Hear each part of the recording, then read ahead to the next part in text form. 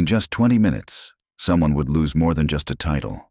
A legacy would shift hands. An empire, decades in the making, would quietly slip beneath new command, and not a single person beneath the chandelier-lit ceilings of the Grand Royal had any idea that the ground beneath them was already shifting. Jackson Wade stepped through the revolving doors, the kind polished so finely they reflected a man back to himself. Dust clung to his pants, remnants of a sleepless journey. His jacket, creased and tired, whispered stories of red-eye flights and overnight layovers. To the people in that lobby, he was a nobody. But the truth clung to him more powerfully than the dust on his jeans. Jackson Wade had just bought the entire hotel with one silent signature. Every velvet chair, every embroidered napkin, every paycheck that would be issued that month, his. But Clara, the concierge behind the sleek marble desk, didn't need to know that. She looked at him for half a second, her face a mask of composed disinterest, and then her manicured fingers slipped discreetly under the counter to press a button, a silent alarm. Within seconds, 2 members of security appeared like shadows, their movements smooth, rehearsed. No questions asked, no words exchanged, just an unspoken verdict handed down like gospel. You don't belong here. No one intervened. No one even looked surprised. Jackson didn't move. His stance remained steady, deliberate. His eyes, sharp and silent, scanned the room with precision. He clocked every glance, every raised eyebrow, every whispered joke. He didn't speak, because he didn't need to. In less than half an hour, this room would fall silent in realization. The man they were dismissing was the one signing their checks. Jackson Wade, 38 years old, founder of Jackson Hospitality Group, a $3.2 billion empire carved from grit, risk, and relentless clarity. 11 countries, hundreds of staff, countless awards, and still, by design, most employees had never seen his face. That anonymity was a tool, one he wielded with surgical intent. 2 days before, he had finalized the acquisition of the Grand Royal chain through a maze of holding companies. Quietly, deliberately. He'd made sure no spotlight followed. The ink had barely dried when he booked the penthouse under a nondescript corporate alias. It was a test, a necessary one, because what truly revealed the soul of a company wasn't the polished press releases or boardroom promises. It was how it treated a stranger who walked through the front door.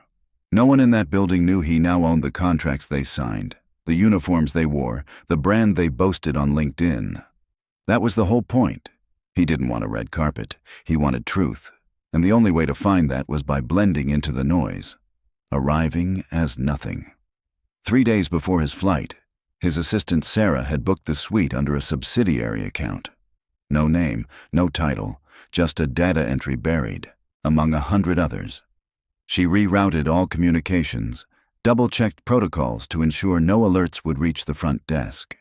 There would be no memo, no announcement, no whispers, just silence. Controlled. Purposeful. Jackson had done this before. It was the only way to truly understand the culture he was buying. You didn't learn from polished tours or curated welcome packets. You learned in the silences, how staff treated those they didn't think mattered. Because if they failed the invisible guest, they'd fail the brand.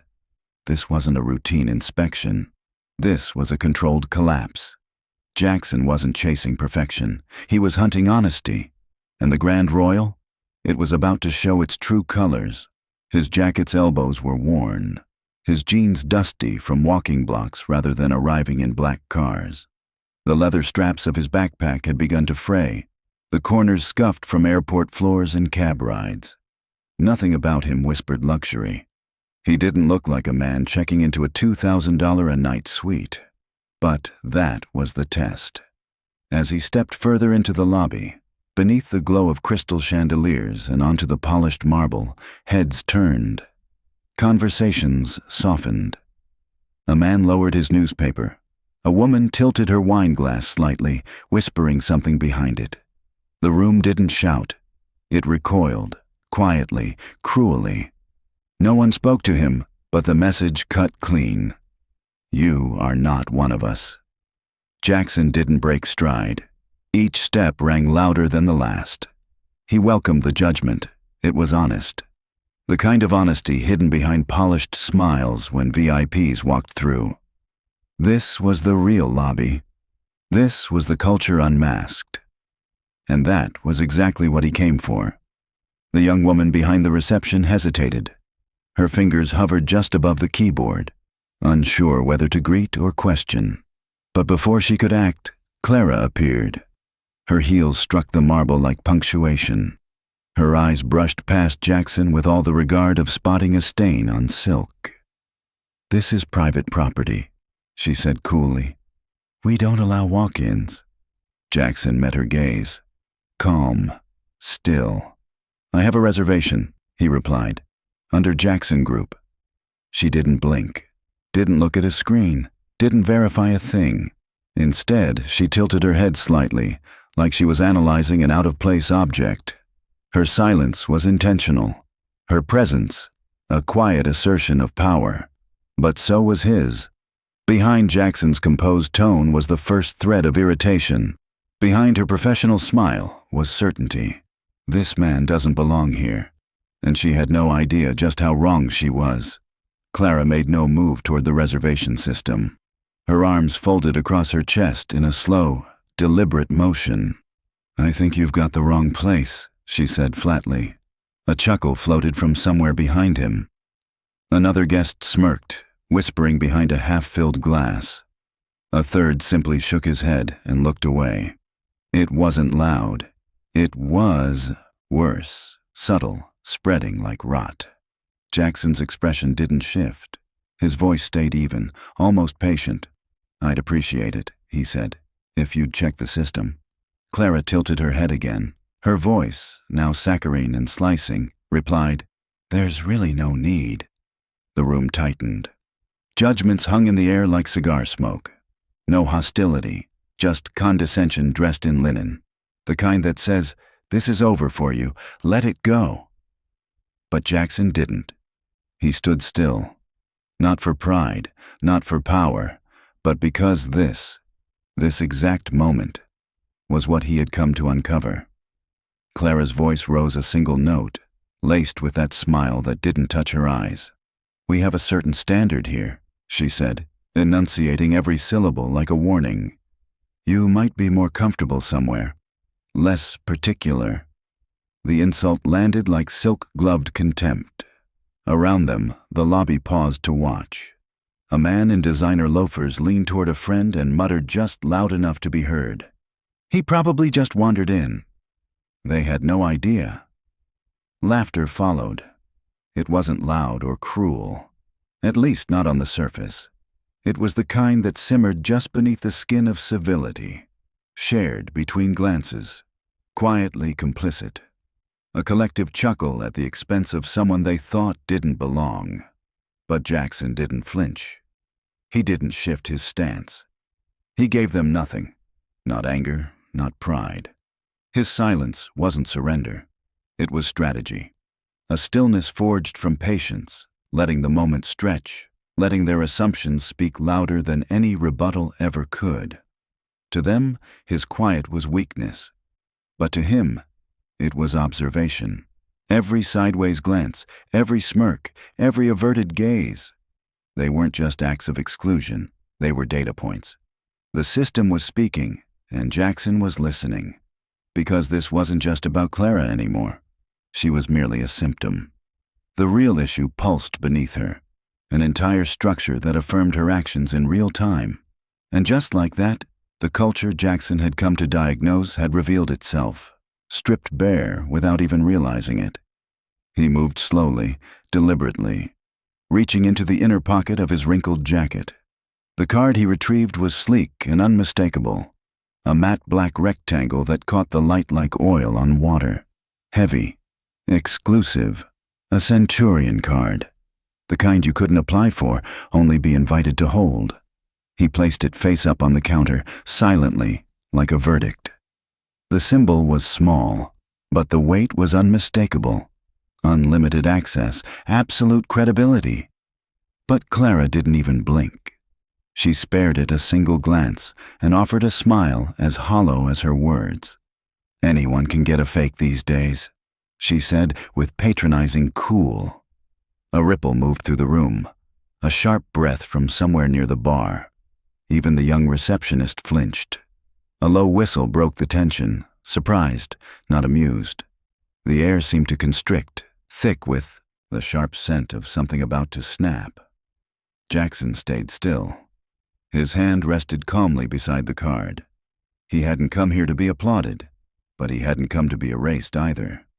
Clara's dismissal wasn't ignorance. It was defiance. She wasn't making a mistake. She was drawing a line, and now he had what he needed. His voice didn't rise. It was cool, deliberate. "I'm asking you one last time. Check the system." But Clara didn't even acknowledge him. Instead, she turned away and pressed a button beneath the counter. Her tone into the radio was clipped, bureaucratic. "This guest is creating a disturbance. Please escort him out." No emotion, just efficiency, like reporting a clogged sink. Ryan, the receptionist, hesitated. His fingers hovered again above the keyboard. His eyes flicked from Clara to Jackson. His lips parted slightly, unsure whether to speak, to act, to intervene. He felt the wrongness of the moment, but authority stood inches from him, waiting for compliance. And compliance, as always, was safer. Heavy footsteps approached from down the corridor. Security. 2 men, broad-shouldered, calm, unmistakably firm. They didn't speak. They didn't need to. Their presence was statement enough. Clara didn't bother to glance back. She simply pointed. Ryan's voice finally broke the silence. Fragile, strained. "Sir, are you absolutely sure you have a reservation?" Jackson turned toward him slowly. His eyes weren't filled with fury, just clarity. A clarity sharp enough to cut through pretense. "I'm sure," he said, calm but firm. "Penthouse suite, 3 nights, Jackson Group." Then, softer, just loud enough for Ryan to hear. "And I'm making a point to remember every face I've seen tonight."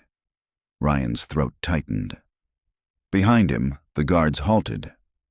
They waited. Clara gave a sharp nod. Ryan didn't move. His hand still hovered near the keyboard, frozen. Something didn't make sense. The way Jackson stood, the certainty in his voice. Doubt had been planted, and it was blooming fast. This wasn't just about a mistaken identity. This was about something deeper unraveling in front of them. The guards moved forward. One gestured toward the door. The other laid a gentle but firm hand on Jackson's shoulder. Still, Jackson didn't resist. He didn't protest, not because he agreed, but because every second was recording a truth more valuable than confrontation. Clara's voice echoed through the space, clear and deliberate. "He's impersonating a VIP guest. We've had incidents like this before." Phones rose, screens glowed. Guests didn't react with concern. They responded like an audience. A live performance had begun, and they didn't want to miss the climax. This wasn't outrage. It was entertainment. Jackson walked slowly toward the doors, hands visible, shoulders straight. Not ashamed, not frightened, just silent. His eyes moved across the room, not in anger, but in memorization. Every face, every smirk, every passive participant became a mental file. Near the bar, a woman whispered without lowering her glass, "That's what happens when you try to fake your way in." And beside him, one of the guards, softer, almost apologetic, muttered, "Sorry, sir, we're just doing our job." Jackson said nothing. He was already archiving this moment. They weren't escorting him out. They were writing their own chapter in the story he was about to release. At the exit, a man near the fireplace leaned over and whispered, "How'd he even get past the front desk?" No answer, just a snort of agreement. A woman in pearls raised her phone and took a photo. No shame, no flash, just something to post later. Another piece of curated cruelty. Clara stood like a general after a small, satisfying skirmish. Arms crossed, composure flawless. One older guest shook her hand. "Good call," he murmured. "Can't be too careful these days." She smiled, polite, victorious. But behind the desk, Ryan sat still. His fingers, now resting on the keyboard, finally moved. He typed, "Jackson Group, Penthouse, 3 nights." The screen loaded. Reservation confirmed. Corporate tier, flagged VIP, CEO clearance, booked 3 days ago. Ryan's eyes widened, his breath caught. Everything he had suspected was now glowing in black and white. This wasn't just Clara's mistake. This was his too. He hadn't spoken, he hadn't acted. He had watched, and now he couldn't take it back. He clicked deeper. Notes attached. Executive clearance, owner tier access. And there it was. Undeniable, irrevocable. The man they had dismissed owned everything they stood on. Ryan's hands trembled as he slowly opened a browser and typed Jackson Wade. Within seconds, the screen bloomed with headlines, profiles, and photographs. Forbes features, CNBC interviews, front-page coverage. At the very top, Jackson Wade, CEO of Jackson Hospitality Group, finalizes $400 million acquisition of Grand Royal Hotel chain. He clicked, and there it was. The same face that had stood quietly in the lobby just moments earlier. The same calm eyes, the same creased jacket, the same unshakable presence. Ryan's breath caught in his throat. He's the CEO, he whispered, not to anyone in particular. He owns this place. His world tilted. Everything he had accepted as truth just moments ago had been shattered. That man, the man, hadn't been just another guest. He had been the reason any of them had jobs. The reason this hotel existed. And they had escorted him out like a nuisance. And in just a few more minutes, he would return.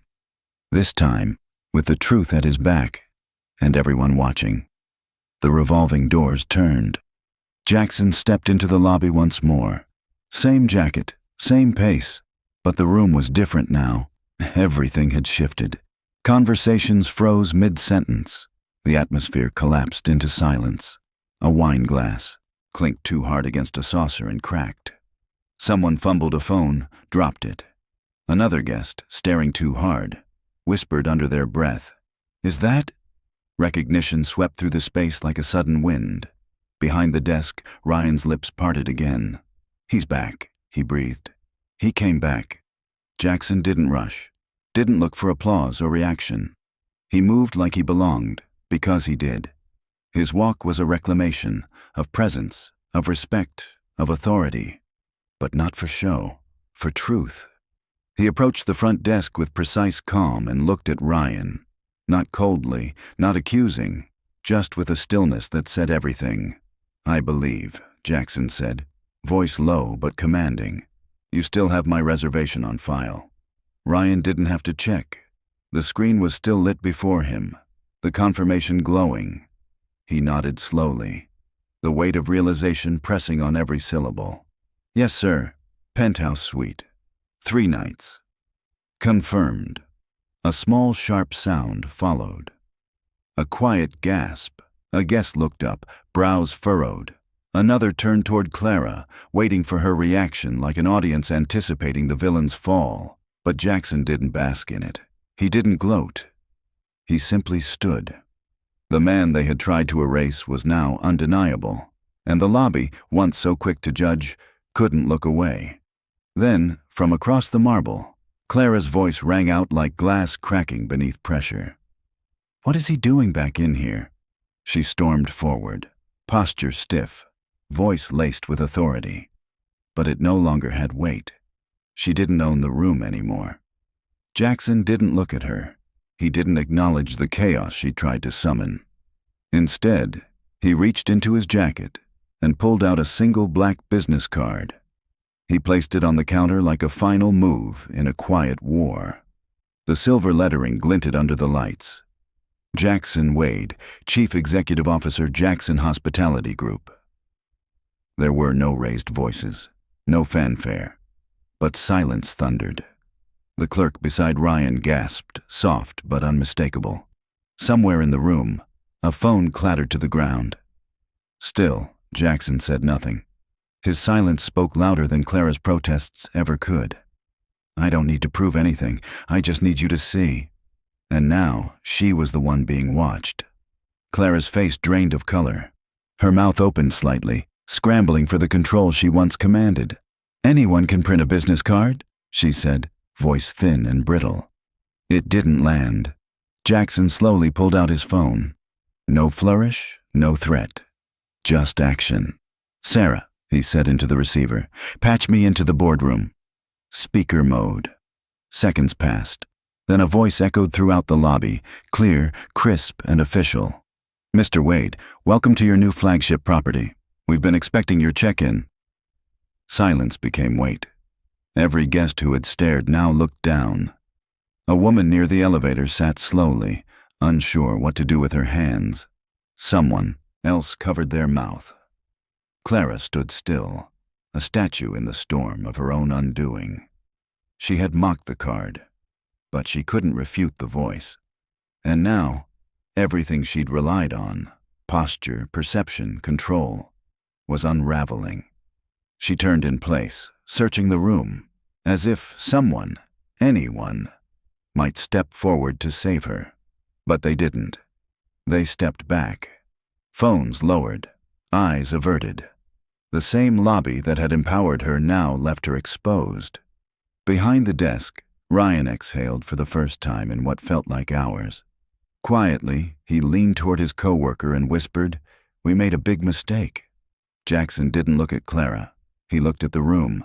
"I didn't come here for revenge," he said, voice steady as steel. "I came to clean house." No theatrics, no rage. Just a quiet certainty that cut sharper than any scream. He hadn't demanded respect. He had let them choose how to treat him. And now, he was choosing what came next. From his phone, still resting on the desk, the voice returned. "This is the executive board. We are monitoring the situation at Grand Royal, and yes, press outlets have already picked it up." The room bristled. Even the air felt heavier now. Clara's breath stuttered. Her hands, once confidently folded, now trembled at her sides. Jackson turned to her, expression unchanged. "Still want to follow protocol?" he asked gently. "Or, shall we create a new one together?" She didn't answer. She couldn't. Because this wasn't a misunderstanding anymore. It was an indictment. Delivered publicly. Backed by a board. Witnessed by the very guests whose trust she had violated. Jackson didn't push. He simply turned to Ryan and gave the next command.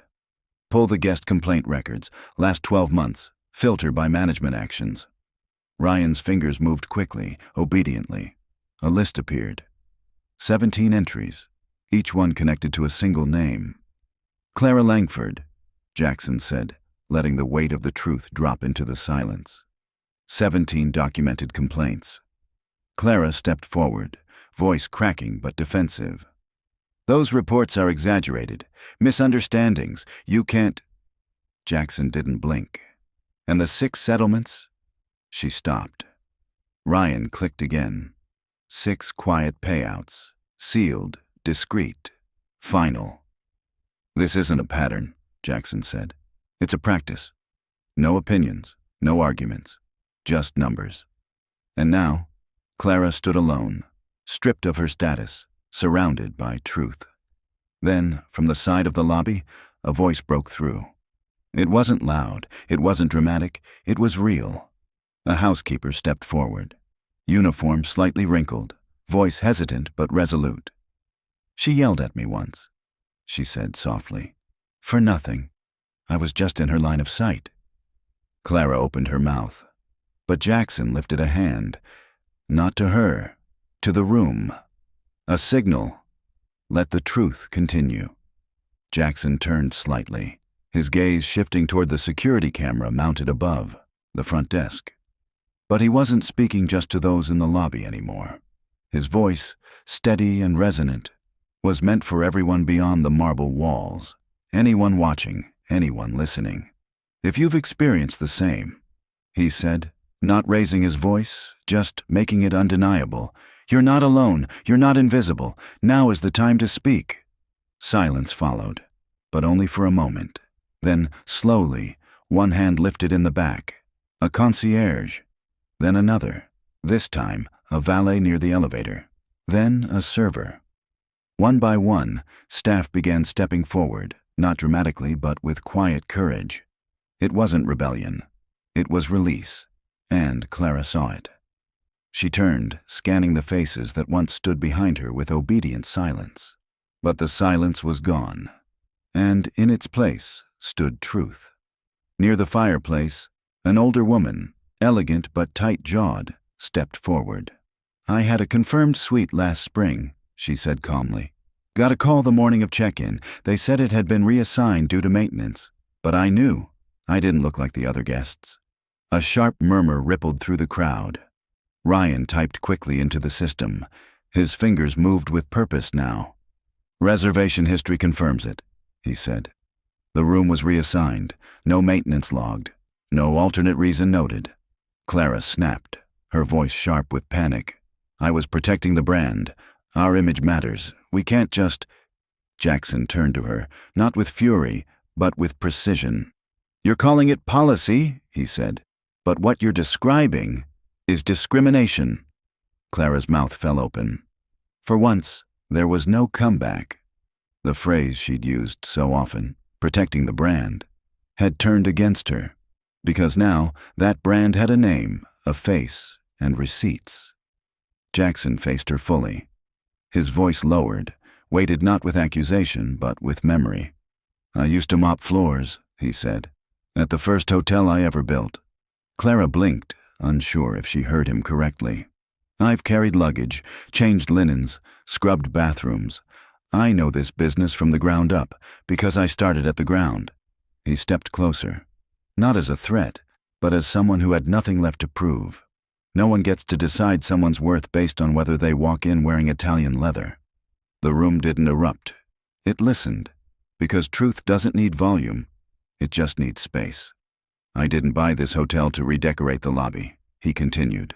I bought it to change the mindset, and that change starts now. Outside, the first news van pulled up to the curb. Cameras spilled out. Flashbulbs lit up the glass like lightning. Inside, phones buzzed in unison. Push notifications pinged across screens. Breaking, CEO Jackson Wade makes unannounced visit to Grand Royal Hotel. Reveals systemic abuse. Someone whispered, it's on the news. Another said, it's everywhere. On Twitter, the hashtag Grand Royal Truth exploded. Split-screen clips showed Jackson being escorted out, now playing beside his return and quiet dismantling of Clara's narrative. A reckoning in real time. Jackson stepped forward again, his voice now for the world, not just the lobby. Effective immediately, he announced. All internal policies at Grand Royal will be made public. No more hidden rules, no more protected behavior. He tapped his phone once, placed it on the desk, and spoke into the call. Jennifer, termination file, Clara Langford, execute immediately. Confirm delivery to legal and staff channels. The lobby froze. From the phone, the HR director's voice responded calmly. Understood, sending now. Clara staggered forward, her voice sharp and cracking. This is a setup, she snapped. You planned this. But no one rallied to her side. The silence was louder than any denial. Because for once, the system that had punished the quiet had turned on the powerful. The voice from HR returned. Clara Langford's employment has been terminated. Documentation is signed, time-stamped, and distributed. Behind the desk, a junior staffer hesitated, then reached for the keyboard. Clara's profile popped up, name, title, access. He hovered over the red icon labeled Remove, then clicked. Ping, a soft sound, almost nothing, but it echoed like a verdict. Her name vanished in real time, no applause, no shouting, just quiet, irreversible justice. The same system she'd used to judge and exclude had finally judged her. The room held still, no footsteps, no coughs, Just breath suspended in the weight of consequence. Every guest, every employee. They weren't just watching, they were witnessing. And Jackson let the silence breathe. Then he broke it. "We're going to rebuild this place," he said, voice steady with intent. "From the ground up, not with fear, with decency." He turned to Ryan.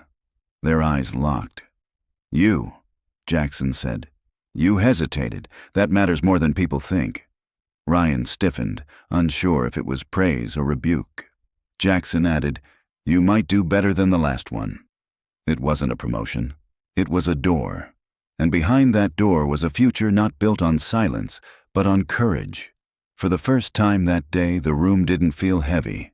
It felt light, like air returning after a long storm. Ryan lowered his gaze, humbled but ready. "I'm ready," he said, "and I'm sorry for staying silent when it counted." Jackson nodded once, not with approval, but with understanding. Because real change never starts loud. It starts with truth, and truth, finally, had been heard.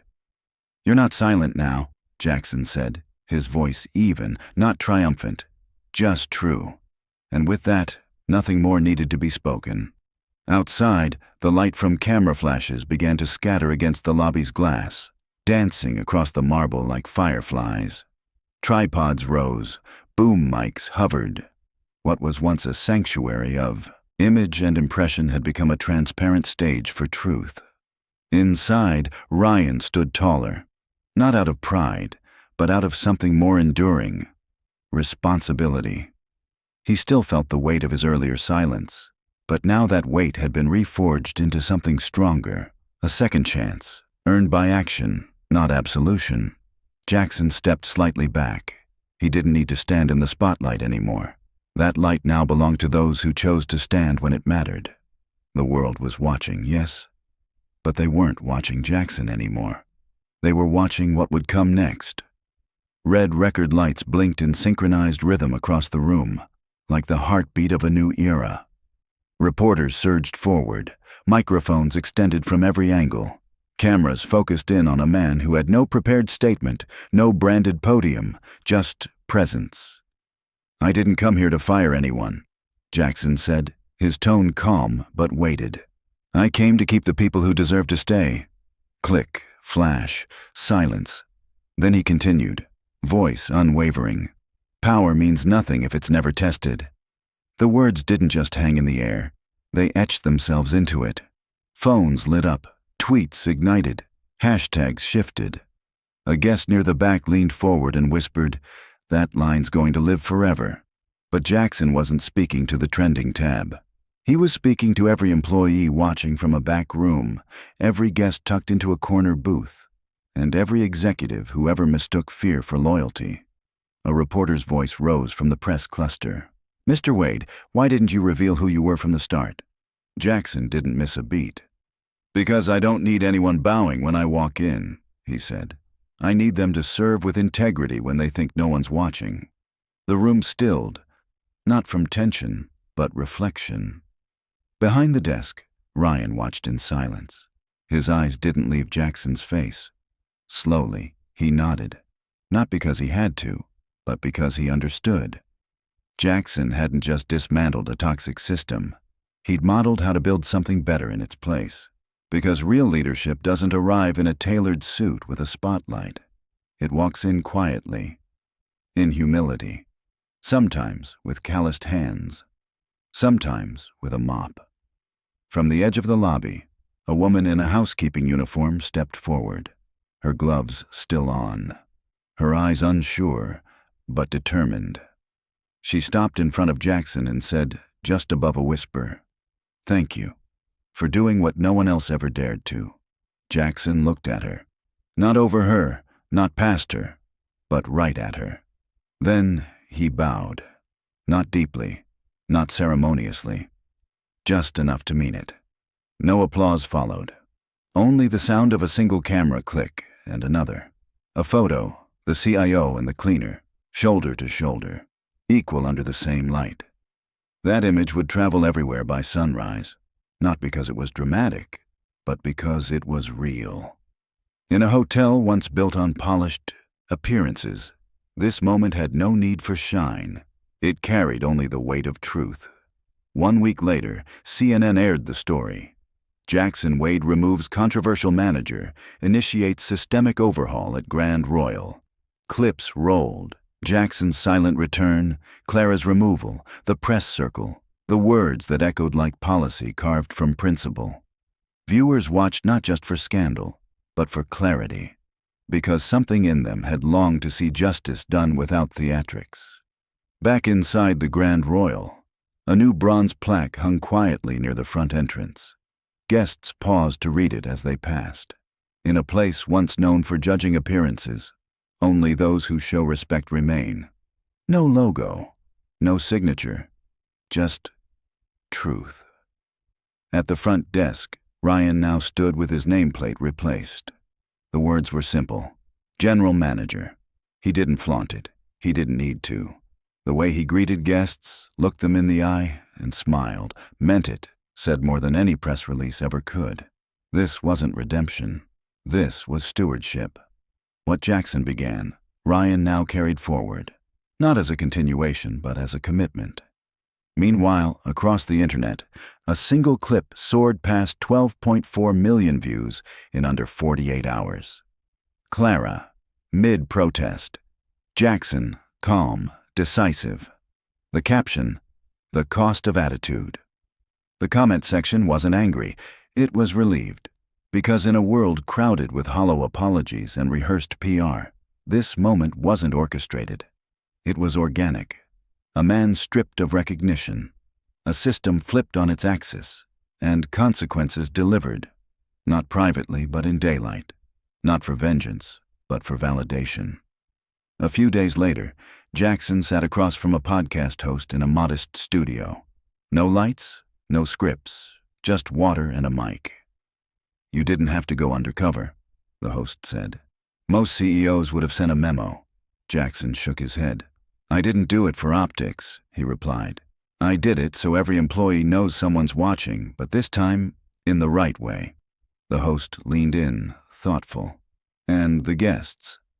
They're finally being seen the right way too, the host said. Jackson didn't answer. He didn't need to. The host nodded slowly, letting the silence linger. Not as absence, but as understanding. Because in a world full of noise, Jackson had done what few leaders ever dare. He let his actions speak. The screen faded in. A handwritten letter. Ink slightly smudged, creased at the folds. A woman's voice began to read. I've stayed in many beautiful hotels, but this was the first time I felt like I wasn't just welcomed. I was respected. This place doesn't just have chandeliers and marble. It has character. As she spoke, slow-motion footage of Jackson gliding through the lobby played behind the words. He nodded at a bellhop. Returned a smile from a guest. No grand gestures, no background music. Just footsteps and the soft sound of a page turning. Thank you, the letter concluded, for reminding me that kindness can be part of luxury. No hashtags, no marketing, just memory. Some reviews are written in 5 stars, others in silence. But the best ones, you feel them long after checkout. Inside the hotel, things had returned to calm. Guests checked in. Staff moved with quiet efficiency, but something had changed. At the window, Jackson stood watching the city pulse outside. His assistant approached with a tablet. So, she asked gently, what's next? He didn't turn. There are still places, he said, pausing. Places where people think no one's watching. She nodded, already understanding. Already ready. The screen faded to black. Then, white text appeared. Coming soon. Dignity check. Episode 2. No music, just a soft hum. No drama, just direction. Because not every system breaks in one night. But somewhere, someone had just been put on notice. And some stories don't need a soundtrack. They echo loudest in silence. This wasn't about revenge. It was about recognition. Not of status, but of worth. If you've ever been overlooked, talked down to, or told you don't belong, then you already know why this story matters. And if you don't, just wait. Your lobby is coming. Subscribe if you believe respect should never be optional.